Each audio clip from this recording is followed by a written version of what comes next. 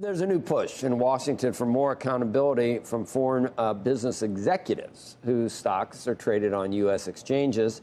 Republican Senator John Kennedy, Democratic Senator Chris Van Hollen introducing a bill that would hold these executives to the same disclosure requirements as U.S. business leaders. In a statement, Senator Kennedy said, insiders at companies in Beijing and Moscow have been able to avoid billions in losses on the U.S. stock exchange by playing by a different set of rules than Americans do. This insider trading comes at a cost to American investors.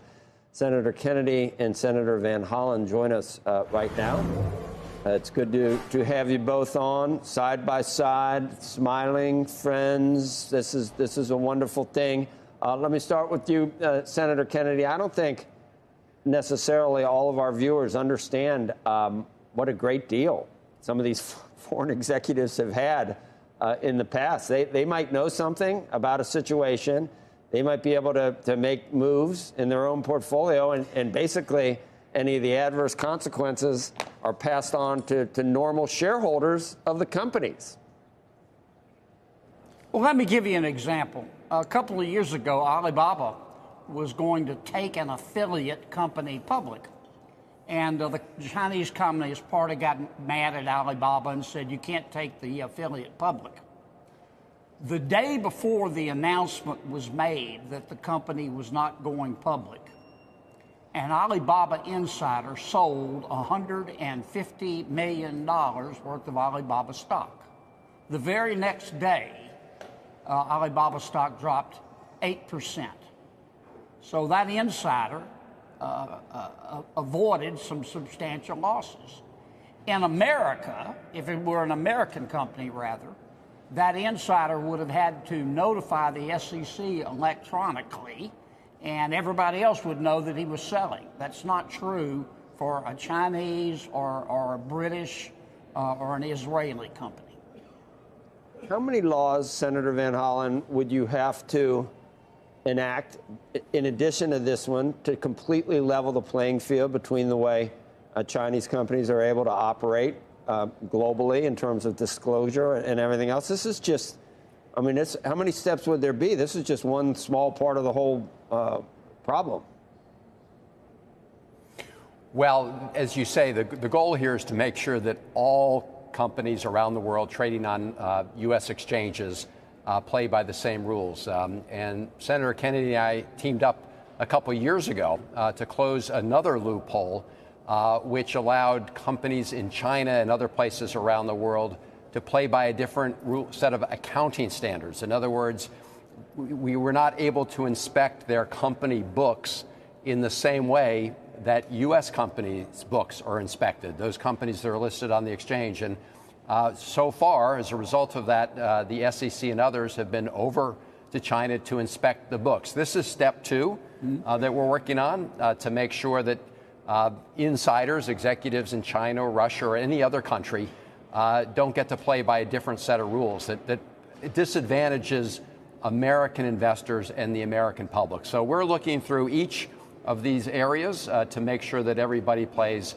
by the same rules. This one seems pretty easy, just so they'd have to do it within the same 2 business days, but they'd have to report what's happening. Is that, I mean, I think I could write that bill almost. Yeah, that's right. I mean, there's no reason why someone, an executive in China should get to put their disclosure in snail mail and have it, stuck in somebody's office for weeks. So this is a simple effort to try to make sure that people play by the same rules. Would you tell U.S. investors or global investors to just be very wary of investing in Chinese-based companies in general, Senator Kennedy? How much more work needs to be done here?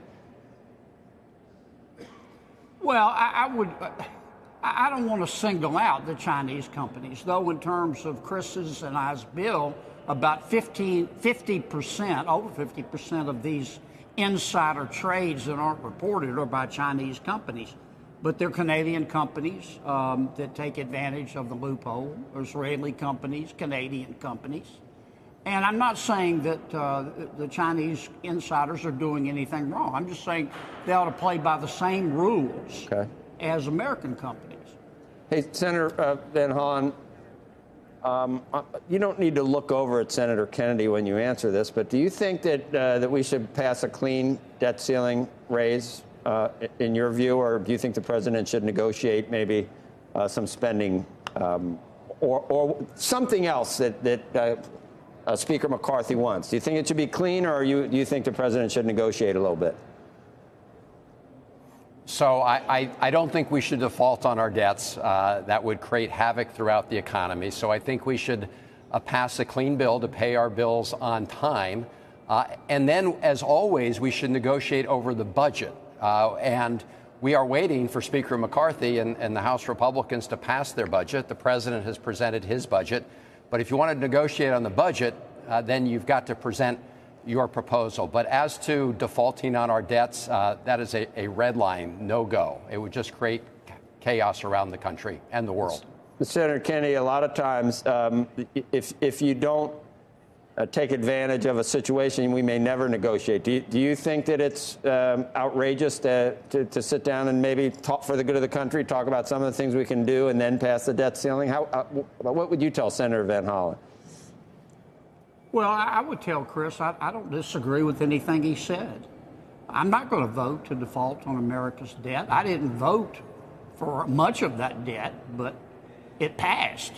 And I'm not going to vote to default on it. Now, having said that, I believe, not everyone agrees with me, but the most effective way right now to help Jay Powell reduce inflation is to slow the rate of growth of spending and debt accumulation. And I think most people, unless they were in the quad playing Frisbee during Econ 101, understand that fiscal policy and monetary policy matters when you've got inflation. And I'd like to see Congress do its part, and I'm hoping the president will come to the table and negotiate in good faith. I understand that he's waiting on Speaker McCarthy to present something, but I think that's going to happen pretty quickly.